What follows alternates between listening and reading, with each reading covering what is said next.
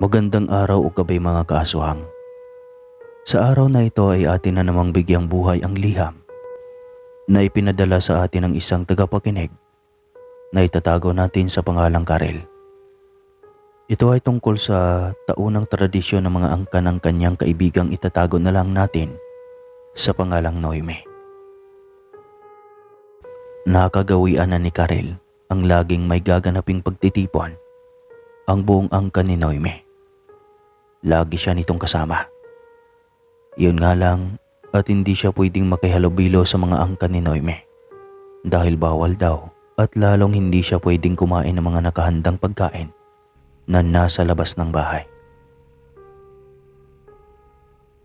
Pang-ilang sama ko na ba to, Noime? Kainaman ang babango ng mga haing pagkain. Di rin naman ako pwedeng kumain. Maiwan na kaya ako? Pagkatakam lang ang mararanasan ko dun eh. Reklamo ni Karel sa kaibigan. Nako nabusog ka rin naman sa buko salad, di ba? At saka nag-iihaw din naman ako ng sariwang isda para sa'yo. Hayaan mo na kasi. Tradisyon nga namin iyon eh. Pagluto mo naman ako ng pwede sa loob. Ano ba naman yan? Reklamo pa ng dalaga. Sige, mamaya pagdating natin sa aming bayan, dadaan tayo sa pamilihan ng karne, sagot ni Noime. Hindi kayo magkakatay? Di ba handaan nga to? Doon na lang tayo hihingi ng karne. Hindi na umimik si Noime. Sa halip ay inirapan nito ang kanyang best friend. Ang dami mong tanong, angil nito. Habang bumibiyahe sakay ng boss ay walang tigil ang ngiti ni Karel. Hala siya, huy para kang baliw, saway ni Noime. Ano ka ba? Natutuwa lang ako. Kasi naman makikita ko na naman si Anton, gwapo. Hays, kailan kaya ako liligawan nun? Patukoy niya sa pinsan ni Noime. Hala ka, aasa ka pa. Kita mo namang napaka-cold ng pinsang kong iyon.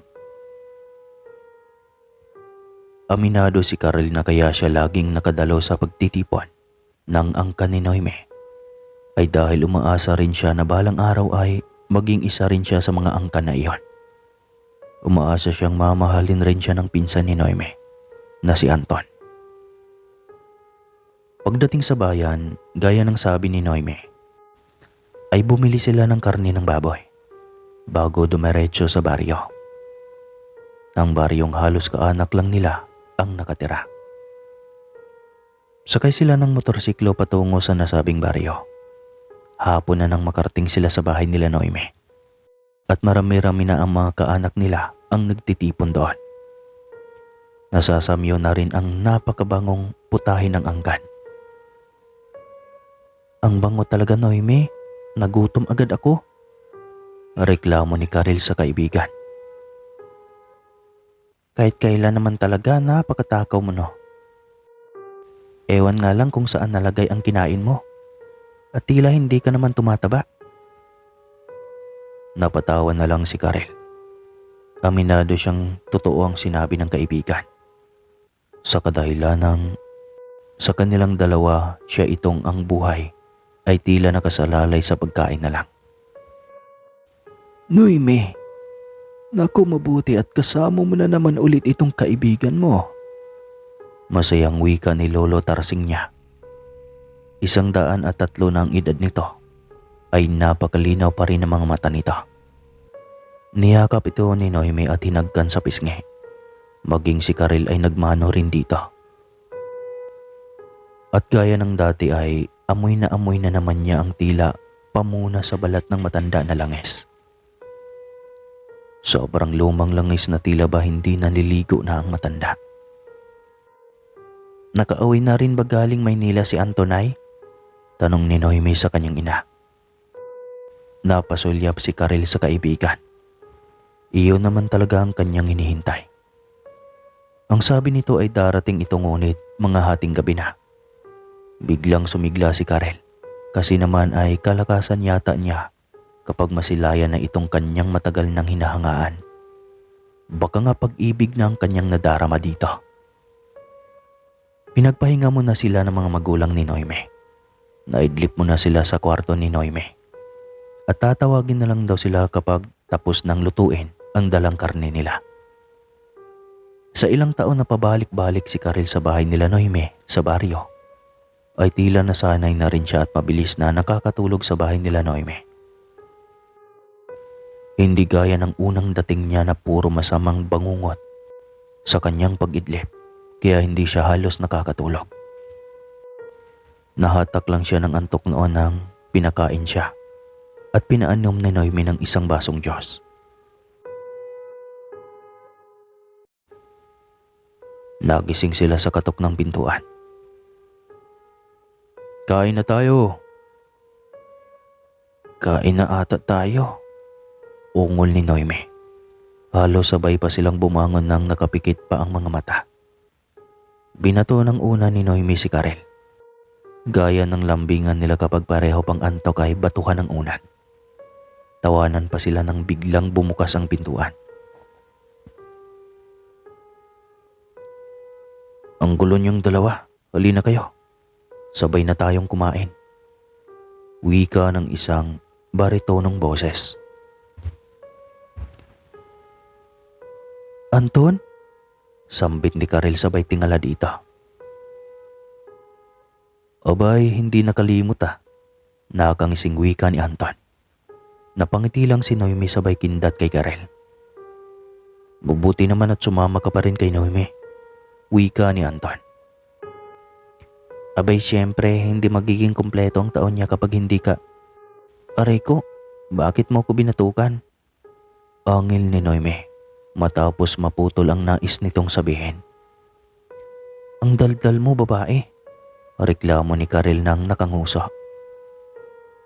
"Oo na, sige na, wala na nga lang, kain na lang tayo," wika ni Noime. Napatawa ng mahina si Anton. Alam na nito ang ibig sabihin ng pinsan. Noon pa man ay mababasa na niya sa mga mata ni Karel na may gusto ito sa kanya. At aminado siya na sa unang kita niya sa dalaga ay napahanga siya dito. Pero paano naman niya mapanindigan? Aswang sila.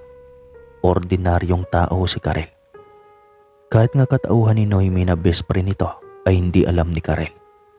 Kahit ganoon sila kalapit ay atubili pa rin si Noime na ipagtapat sa kaibigan ang kanilang katauhan. "Kumain kayo, lalo na ikaw Karel. Siguradong gutom ka galing sa mahabang biyahe," wika ni Anton. Palihim na siniko ni Noime ang kaibigan. Tila nahiya naman si Karel. Noon kasing mga nagdaang taon na naging panauhin siya ng mga ito. Hanggang sulyap lang ang ginawa nito sa kanya. Kahit hay o hilo ay wala siyang maririnig mula dito. Matapos nilang kumain ay niyaya ni Anton ang dalawa sa beranda ng bahay. Saktong walang tao dahil abala ang lahat sa labas. Nagkasiyahan ang iba habang ang iba ay nag-uusap-usap. "Dito muna pala kayo. May nakalimutan akong ibigay kay nanay Kunwaring paalam ni Noime. Biglang nakaramdam ng kaba si Noime. Ramdam niya na may iba sa gabing iyon. "Takot ka ba sa akin?" tanong ni Anton nang makitang balisa ang dalaga.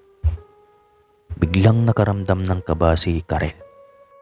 Ramdam niya na may iba sa gabing iyon. "Takot ka ba sa akin?" tanong ni Anton nang makitang balisa ang dalaga. Hindi. Hindi ko kasi inasahan ito. Dati kasi hindi ka naman namamansin." "Wala kasi akong lakas ng loob noon. Pero ngayon lalakasan ko na para sa'yo," saad ni Anton. Tila biglang gumaan ang lahat kay Karel. Alam na niya kung saan ang tungo ng kanilang usapan. Hindi man makapagsalita ng diretso si Anton sa harap ni Karel, ay alam niya kung ano ang ibig sabihin ng mga unang pahiwatig nito. "May nobyo ka na ba, Karel?" tanong ni Anton. Napaubo ang dalaga sa biglang tanong ni Anton. Sabi na nga ba niya At iyon ang kasunod sa mga tanong ni Anton. Hindi, ayoko. Biglang natahimik si Anton. Mali lang ba siya ng pagkaintindi sa mga galaw ni Karel? Sayang, mukhang busted agad ako nito, saad ni Anton. Sino bang liligawan mo? Painosenteng tanong ni Karel. Ikaw sana kaso ayaw mo naman. Sinabi kong ayaw ko kasi hindi ko natipuhan no. Angil ng dalaga. Biglang nabuhayan ng loob si Anton dahil sa boses ng dalaga ay may himig pag-asa. Yun nga lang ay naduduwag pa rin si Anton. Baka kasi biglang mabisto nito ang kanilang katauhan. Tapos bigla siya nitong kamuhian. Baka hindi niya matanggap kapag ganoon ang mangyari. Kung manliligaw ko sa iyo ngayon, may pag-asa naman ba? Tanong ni Anton. Depende naman. Kung desidido ka naman ay bakit hindi? Sa susunod na balik ko dito, gusto ko ay tayo na. At sana hindi ka na paligaw sa iba. Hindi na ako babalik ng Maynila sa susunod na balik ko. Biglang kiniliti ng sobrang dalaga sa sinabing iyon ni Anton. Asahan ko yan. Baka mamaya pinaasa mo lang pala ako, saad ni Karel. Kapag sinabi ko, gagawin ko yan, Karel. Umaasa kang totoo lahat ng mga sinasabi mo. Sana makakaasa rin akong pagbalik natin sa susunod na taon ay walang ibang lalaki sa buhay mo. At ako lang talaga ang hihintayin mo. Oo naman. Kay tagal ko kayang hinintay ang pagkakataon na ito. Ngayon ko pa ba pakakawalan? Napahawak sa kamay si Anton sa dalaga. Nahuli iyon ni Noime dahil saktong pabalik na ito sa kanilang kinaroroonan. Hoy, ano yan? Huli ka, Balbon. Taas kilay na saad ni Noime sa binatang pinsan. Mabilis na kumalas ang mga kamay ni Anton kay Karel. Ano yan? Kayo na kaagad? Tanong pa ni Noime. Hindi ah. Mabilis na tanggi ni Karel. Ayan naman pala eh. Bakit may pahawak kamay pa? Hindi porkit pinsan kita Anton ay kukonsintin na kita. Wala pa nga kayo may pahawak na ng kamay. Ligaw mo na. Saad ni Noime.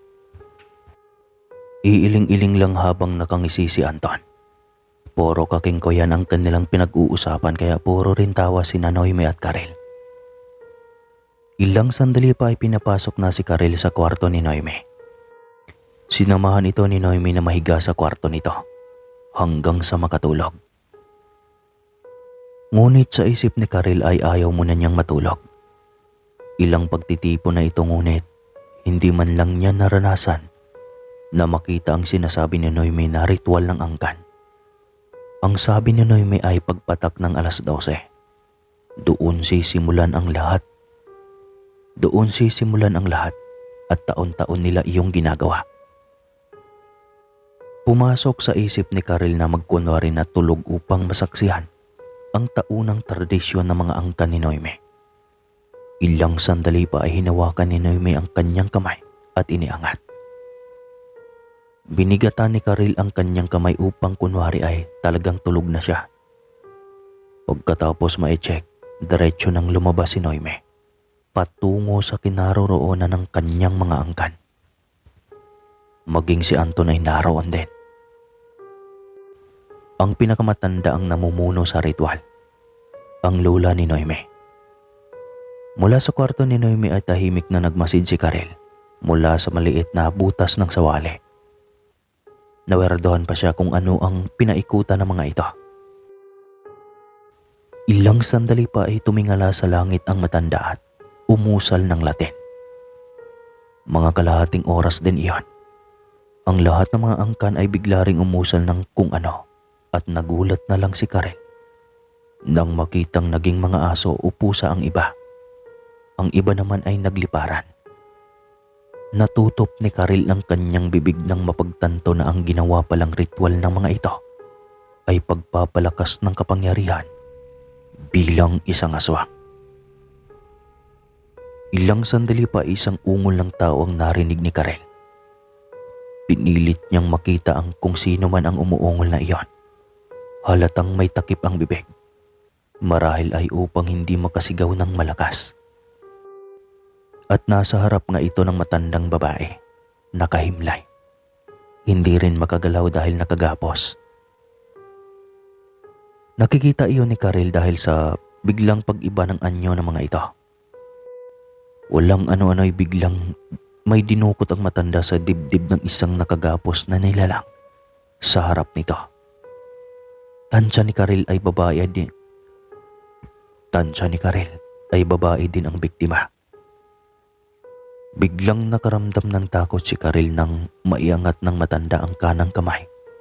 Hawak ang puso ng isang tao.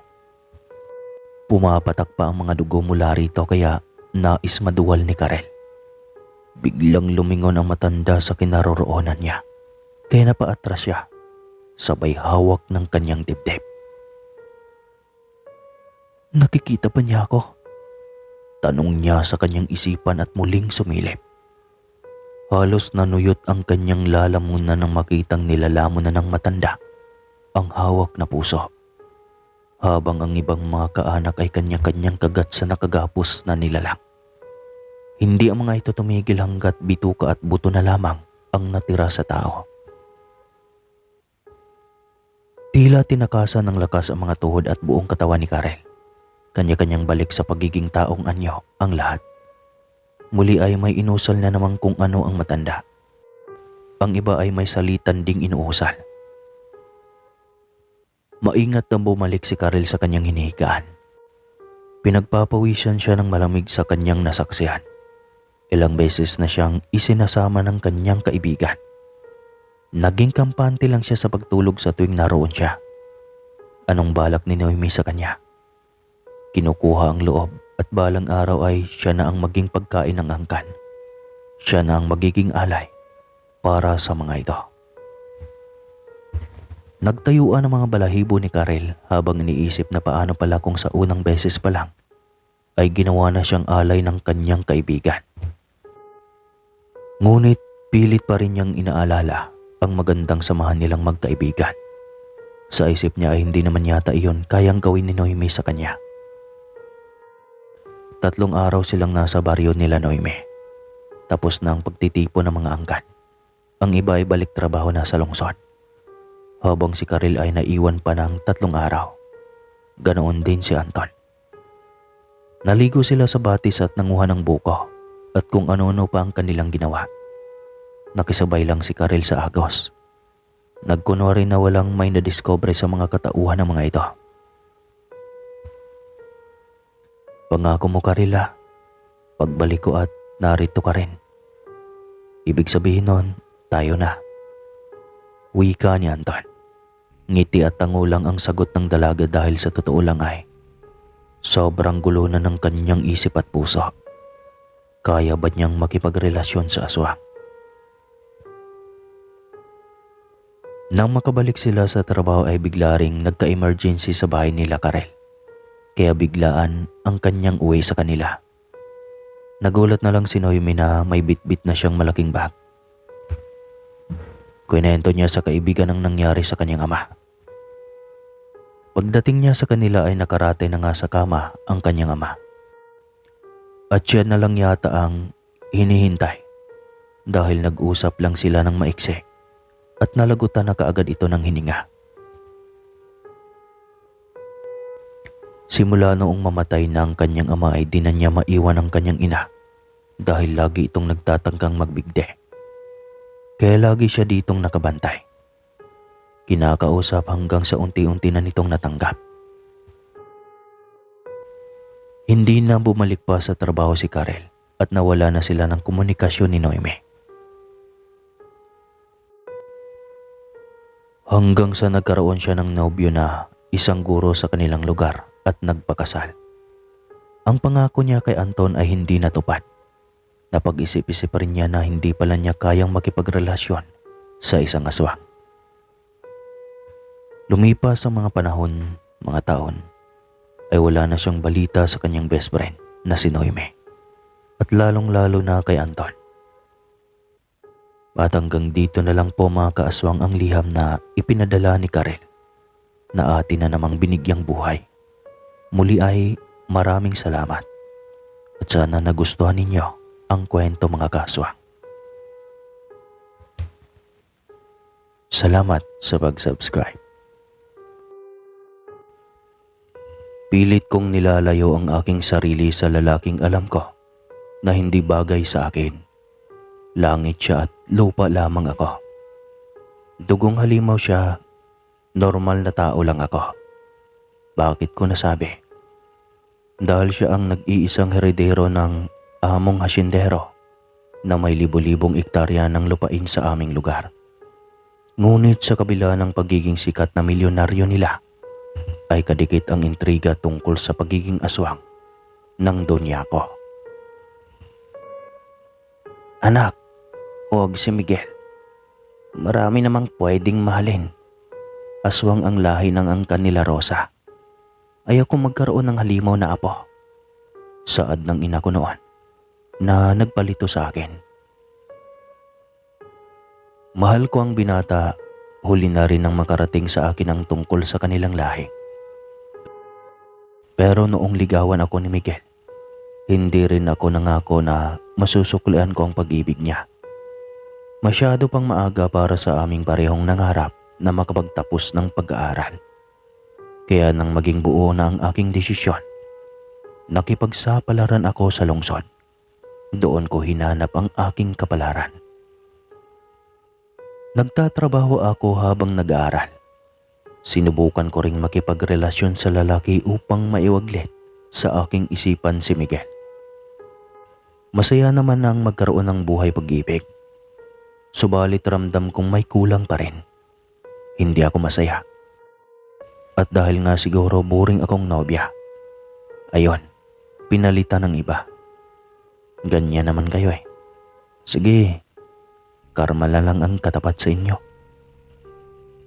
Harap-harapang pinapakita sa akin na wala akong kwentang nobya. Ouch. Ngunit hindi naman ako nagsiselos. Hindi naman ako nasasaktan. Iisang lalaki lang lagi ang laman ng aking isipan. At iyon ay si Miguel. Kaya Miguel, balik ka na, hindi na ako galit. Joke lang. Pero kailangan kong pilitin na kalimutan siya. Hindi ako pwedeng magmahal ng halimaw. Hindi iyon akusasyon lang. Dahil ang aking lolo Timyo noong buhay pa ay isa sa mga saksi at nakakita kung paano kumain ng mga hilaw na lamang loob ang lolo ni Miguel. Iyon ang naging dahilan kung bakit umalis sa trabaho ang lolo Timyo. Dati itong tauhan ng pamilya ng binata. Ngunit nang masaksihan iyon ay hindi na bumalik pa. Iyon nga lang ay unti-unti itong nagkasakit at namatay. Duda rin ng lola ko noon ay naaswang ng sariling amo ang lolo dahil sa hindi pagbalik sa serbisyo. Saktong nagtapos ako ng kolehiyo nang tumawag ang ina. Sosorpresahin ko sana ito. At ikukwento ko, natapos na akong magkolehiyo. Ngunit ako pala ang nasorpresa. Kasi ang nagsasalita sa kabilang linya ay hindi si nanay, kundi si Tia Catalina. Tia, nasaan si nanay? Gulat na tanong ko. Wala na ang nanay mo, Rosa. Nasagasaan ng sasakyan. Balita nito na nagpawala ng aking buong pwersa. Pakiramdam ko ay binarahan ang aking puso ng ilang minuto at hindi ako nakahinga kaagad. Hindi ko matanggap ang pagwala ng ina. Ito na lang ang kasama ko sa buhay. At para rito ang aking mga pagsisikap. Ngunit hindi man lang umabot si nanay. Kaagad akong bumiyahe pa uwi. Lutang ang aking isipan ng mga sandaling iyon. Pagdating sa bahay ay nadatnan ko ang ina na nasa puting ataol na. Tuluyan nang naglantas ang luha sa aking mga mata. Para saan pa ang aking pagsisikap? Tanong ko noon sa aking sarili. Nagsisimula pa lang akong bumawi pero kinuha na kaagad sa akin ang nanay ko. Napakaaga pa kung tutuusin. Pero anong magagawa ko? Dahil hindi ko naman kontrolado ang mundo. Kaya sa mga nakikinig ngayon na mga anak, sana naman ay bigyan niyo ng importansya ang inyong mga magulang habang buhay pa. Huwag kayong mananawa na mahalin sila. At kung may iutos sila, sundin niyo po ng buong buo at may taos puso. Balik tayo sa kwento. Nakakamiss lang kasi si nanay. Habang nakatayo ako sa harap ng lamay ni nanay, ay may biglang tumulog na kotse sa aming bakuran. Saktong paglingon ko ay ang pagbaba ng isang pamilyar na bulto ng lalaki. Si Miguel. At napakatangkad na lalo nito. Masyadong formal ang suot na damit na tila ba galing pa ng opisina. Muli akong bumaling sa lamay ng nanay. Ngunit ang kaba ko ay sobra. Tila ba may nagawa akong kasalanan sa lalaki at kabadong-kabado ako sa presensya nito. Nakikiramay ako, Rosa. Saad nito sabay tapik nito sa aking balikat. Tanging pagtango lang ang ginawad ko. Ngunit hindi ko rin ginawang tumingala rito. Ramdam ko na hindi ito umalis at nakatayo lang sa aking tabi. Ang tagal mong nawala, Rosa. Saad nito. Nag-aaral ako habang nagtatrabaho. Sagot ko. Iyon lang. O kaya naman ay iniiwasan mo talaga ako. Prangkang wika nito. Hindi ako nakasagot kaagad. Ang lakas ng loob nito at diretso kong magsalita. Hindi ko rin alam kung paano ito sagutin. Gayong tila nahulaan din ito ang tila pagtatago ko sa kanya. Iyon lang, Miguel. Pangarap kong makapagtapos ng kolehiyo at nagawa ko. Para kay nanay sana lahat ng iyon. Ang kaso, ang lupit na ng mundo sa amin. Saad ko. Ito naman ang natahimik. Akala ko ay hindi na ito magtatagal pa. Ngunit nagulat ako nang biglang may mga tauhan nito na nakauniforme pa ang nag-abot ng tig-iisang tasa ng kape at tinapay sa mga nakilamay ng gabing iyon. Naku, Miguel, salamat. Wika ko nang makita ang ginawa ng mga tauhan nito. Wala yon. Sagot nito sabay abot ng isang tasa ng kape sa akin. Kumuha rin ito ng para sa kanya. Sasamahan kita rito hanggang magdamag. Saad ng binata. Salamat, Miguel. Sambit ko. Hindi ito umimik at inakay lang ako nito papunta sa upuan. Nagpatianod na rin ako sa binata. Hanggang matapos ang huling gabi ng lamay, ay laging naroon si Miguel. Hindi rin nawawala ng pagkain at kung ano pang pangangailangan ng mga bisita. Nahihiya rin ako ngunit kagustuhan ito ang lahat. Hanggang sa matapos ang 9 na gabi ng panalangin. Walang paalam akong umalis sa lugar. Sa araw ng huling pagkikita namin ni Miguel ay nagpasalamat na kaagad ako dito sa kabutihan at pagsupply niya ng mga kakailanganin namin sa burol ng ina. Ngunit hindi ko sinabi nito na pagkatapos ng huling gabi ng panalangin. Para saan pa? Wala naman siyang koneksyon sa akin. Pagbalik ko sa lungsod ay naghanap kaagad ako ng trabaho. Isang sekretarya ang napasukan kong trabaho. Sakto sa 4 na taong secretarial course na nakuha ko. 1 linggo akong trainee ni Mrs. Tess. Matanda na kasi ito at kailangan nang magretiro.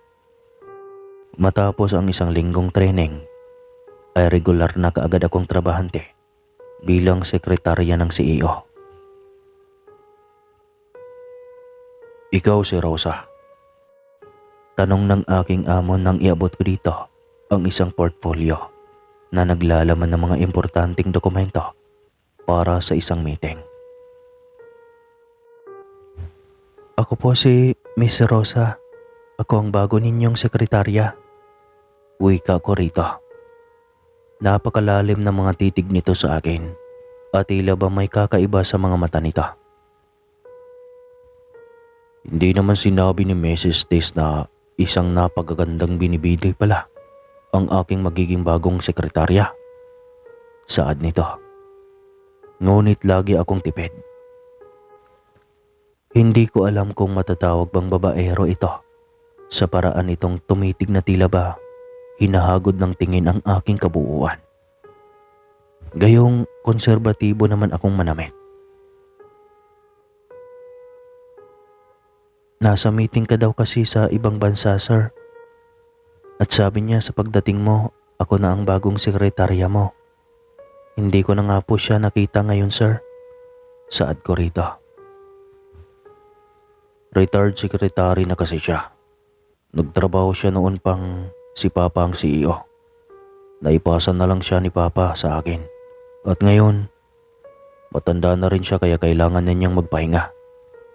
Saad nito. Napahanga ako sa sinabing iyon ng aking amo. Kung ganoon pala ay mabuting amo ang mga ito. Kasi walang magtatagal na trabahante sa amo kung hindi ito mga mabuting tao. Simula noon ay lagi na akong kasama sa mga meeting ni Sir Megs. Minsan nga napaka-cold nito. Minsan naman parang nobya ako kung ituring kaya nakakaasiwa rin. Sir, ako na lang pong magbubukas ng kotse para sa sarili ko. Ang bilis niyo naman pong makaikot. Reklamo ko dahil para lang itong nag-teleport na kakababa lang nito sa kanyang kotse ay nasa harapan ko na kaagad ito at pinagbubuksan na ako. Rosa, ang mga babae dapat maayos na tinatrato. Kahit sekretarya kita, hindi yung posible na isang araw magiging ina ka ng anak ko. Dahil pareho tayong single, dalaga ka at binata ako. Litaan niya nito. Tila nagsitayuan ang balahibo ko sa batok nang sabihin iyon ni Sir Megs. Sir, langit ka. Lupa lang ako. Masyadong malayo ang agot natin sa isa't isa. Saad ko. Pero kaya kong lumapag sa lupa para makipagpantay sa iyo, Rosa. Saad nito. Sir Megs, nililigawan mo ba ako? Diretsong tanong ko sa aking amo. Kung sasabihin ko bang oo, tanggihan mo. Natahimik ako sa sagot ng aking amo. Hindi pa nga nakalimot ang puso ko sa lalaking simula kabataan ko, ay ito na ang umuuko pa. May manggugulo na naman. Hindi ako sumagot. Ayaw kong sabihin na gold digger. Saktong may gusto sa akin ang kasamahan ko sa trabaho na gwardya. Para makaiwas sa amo ay unang ligaw pa lang ng kasama kong sikyo na si Bal ay sinagot ko na kaagad. Ang gulo naman. Wala naman akong balak na seryosohin ito. May maipakita lang ako sa amo na may nobyo na ako upang hindi na ito mangulit pa. Ngunit isang gabi habang nakaangkas ako sa motorsiklo ni Bal, pauwi sa aming inuupahang bahay. Habang padaan kami sa isang kahabaan ng highway na medyo malayo sa Kapiasnan, ay bigla na lamang may humarang sa aming harapan. Isang tila paniki na kasing laki o higit pa sa tao. At nakakatakot ang mahahabang pangil at kuko nito. Rosa, mag-ingat ka. Isang aswang ang ating kaharap. Wika nito kaya nataranta ko. Hindi man lang nakapaghandang dumepensa si Bal nang sugurin ito ng nilalang. Napaluhod ako sa lupa sa bayo ko at kubli ang aking mukha gamit ang aking dalawang palad. Hindi ko nakita kung paano nito walang awang pinatay ang kaawa-awang si Bal. Ngunit tinig na didig ko kung paano ito naghuhumiyaw sa sakit bago tuluyang nalagutan ng hininga. Matapos nitong atakehin si Bal ay ramdam ko ang mabibigat na yabag nito palapit sa akin. Nanginginig ako sa takot dahil alam ko na ako na ang susunod. Nanindig ang balahibo ko sa butok. Nanindig ang mga balahibo ko sa batok nang iguhit nito ang mahaba at matalim na kuko sa aking balikat pababa sa aking kamay. "Akin ka lang," bulong nito. Paglingon ko kay Bal ay wakwak na ang tiyan nito habang nakatihaya. Napatakip ako ng bibig. Bubuhati na ako nito nang may biglang bumagsak mula sa itaas. Mas lalo akong natakot dahil ang kaninang nilalang ay naging dalawa. Ngunit ganoon na lang ang gulat ko nang maglaban ang dalawa. Naistatwa ako sa aking nakita. Nakita ko kung gaano kabagsik ang dalawa na tila ba galit ito sa isa't isa. Naglaban ang mga ito sa harapan ko. Kalmutan, pakikipagbuno, at kung ano pang paraan ng pag-aatake hanggang sa tumilapon ang isa sa malayo. Kinuha yung pagkakataon ng isang nilalang para dagitin ako. Nanginginig ako lalo sa takot. Hindi na ako bubuhayin pa ng nilalang. Sigurado. Ngunit laking gulat ko ng pagdilat ko ng aking mga mata. Nang maramdaman kong nakaapak na ako sa lupa ay nasa tapat na ako ng pintuan ng inuupahan kong bahay. Inilinga ko ang paningin ngunit wala nang nilalang sa aking paligid. Mabilis kong binuksan ang aking bahay at siniguradong naikandado iyon bago pumasok. Halos hindi ako makatulog sa gabing iyon dahil sa kakilakilabot na karanasang sinapit ko sa kamay ng mga aswang sa gabing iyon. Maging ang anyo ni Bal na butas na ang tiyan ay nakaukit pa rin sa aking utak. Kinabukasan ay tinanghali na ako ng gising. Kaya parang gusto ko na ulit magpalipad sa aswang. Pagkadating ko sa opisina ay printing nakaupo ang amo ko sa kanyang silya. Madilim ang muka, patila ba galit habang nakatitig sa akin. "Sorry po kung nalit ako. May nangyari kasi kagabi," saad ko. "Inuuna mo kasi ang kalandian." Halos hindi ako nakaapak sa lupa matapos marinig iyon mula sa bibig ng aking amo. Unang beses na pakitaan niya ako ng ganoong ugali at nakakapanibago iyon. "Ganyan mo tratuhin ang trabahante mo, Megs?" Tanong ng isang pamilyar na boses sa aking likuran. Nagitla ako nang makita si Miguel na nakatayo sa harap ng pintuan. Nakasandal sa gilid habang nakapamulsa. "Bakit ka ba laging nakikialam sa akin? Umalis ka sa opisina ko. Bumalik ka na sa opisina mo." Utos ni Megs. "Hanggat gusto ko, dito lang ako. Baka nakakalimutan mo na kalahati ng yaman ng kumpanya na ito ay akin." Galit na wika ni Miguel. Walang magawa si Megs. Mahihirapan ito na kunin ang loob ni Rosa. Gayong nalaman nito na si Miguel pala ang lalaking lihim na nagkakagusto sa dalaga at sumusubaybay. "Rosa, sumama ka sa akin ngayon din," utos ni Miguel sa akin. "Bakit kanya susundin? Ako ang amo niya kaya mananatili siya rito sa opisina ko." Galit na wika ni Megs. "Akin siya, Megs, at epektibo sa araw na ito. Inuutos ko na mag-resign na siya rito sa'yo." Maotoridad na boses nito at laging walang magawa si Megs dito. Hinila na ako ni Miguel palabas ng opisina ng kanyang pinsan. Sakay ng elevator ay tinungo namin ang 15 palapag ng building. Pagkatapos ay pumasok na sa isang malawak na silid. Hindi ko alam na isa ka rin sa may-ari ng kampanyang ito." Alanganing saad ko. Ngunit hindi ito sumagot, bagkus ay nakakatunaw na titig ang ipinukol nito sa akin. "Bakit ba sinasadya mo talagang pagtaguan ako, Rosa? Galit na wika nito. Hindi ako nakasagot. Pagkaramdam ko naman ay alam na niya ang rason. Ilang sandali pa nang biglang bumukas ang silid nito. Napalingon ako at nakita ang madilim na anyo ni Sir Megs. Ako ang unang nanligaw kay Rosa. Kaya ako ang mas may unang karapatan sa puso niya. Kaya umalis ka dito. Umuwi ka na sa asyenda mo. Utos ni Sir Megs kay Miguel. Hindi siya magiging sayo. Dahil alam mo kung anong uri kang nilalang. Saad ni Miguel. Humahalakhak si Megs sa sinabing iyon ni Miguel. Akala mo naman kung magkaiba tayo. Pareho lang naman tayo.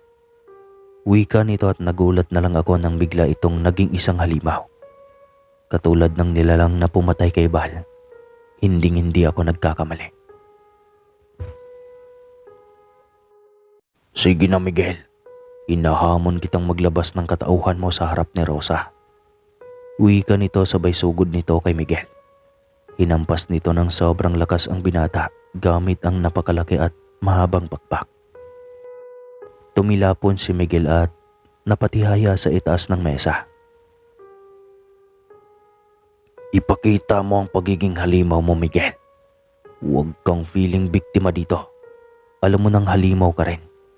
Sigaw ni Megs. Sa galit ni Miguel ay bigla rin itong naging halimaw. Namilog ang mga mata ko. Kung ganoon ay ito ang nilalang na inilipad ako pa uwi sa bahay. Si Miguel ang nilalang. Pero bakit nito alam ang aking tinitirhan? Ibig sabihin ba ay lagi lang itong nakasubaybay sa akin? Napatulala ako at napansin ko na lang na ikinulong ni Miguel si Megs na anyong halimaw sa silid ng banyo. Pagkatapos ay mabilis itong nag-anyong tao at lumapit sa akin. Halika na Rosa, hindi ka ligtas sa lugar na ito. Saad nito at mabilis na akong hinila palabas ng gusali. Dinala ako nito sa isang malaking bahay ng syudad. Pag-aari mo rin ba ito? Tanong ko. Natin. Pag-aari natin ang bahay na ito. Dahil magiging asawa na kita sa ayaw at sa gusto mo. Miguel, sambit ko. Alam ko naman na mahal mo rin ako, Rosa. Pilit mo akong nilalayuan dahil isa akong aswang. Hindi ako masamang aswang. Mapapasama lang ako kapag tuluyan kang nawala sa akin. Kuha mo. Tanong nito. Natatakot din ako sa banta nito. Hindi sa pagiging aswang niya kundi sa banta niyang magiging tuluyan na siyang isang masamang aswang. Ayaw ko na mangyari ang bagay na iyon. Mahal ko naman talaga siya. At kahit anong paglayo ko ay kalaban ko ang tadhana. Kasi lagi pa ring pinagkukros ang aming landas. Kaya pumayag na lang din ako na maging asawa niya. Unti-unti ko namang niyakap ang buhay. Pero sa totoo lang ay hindi naman naging mahirap sa akin ang katauhan ng asawa ko. Nagpakasal kami sa ingranding kasal. At ngayon ay may 3 na kaming anak. 2 babae at 1 lalaki. At isa lang masasabi ko, huwag kayong mainggit. Dahil lahat ng tao ay may kanya-kanyang grasyang natatanggap. At hanggang dito na lang po ang aking kwento. Muli po, ako po si Rosa ng Pilipinas. Salamat sa pag-subscribe. More pa.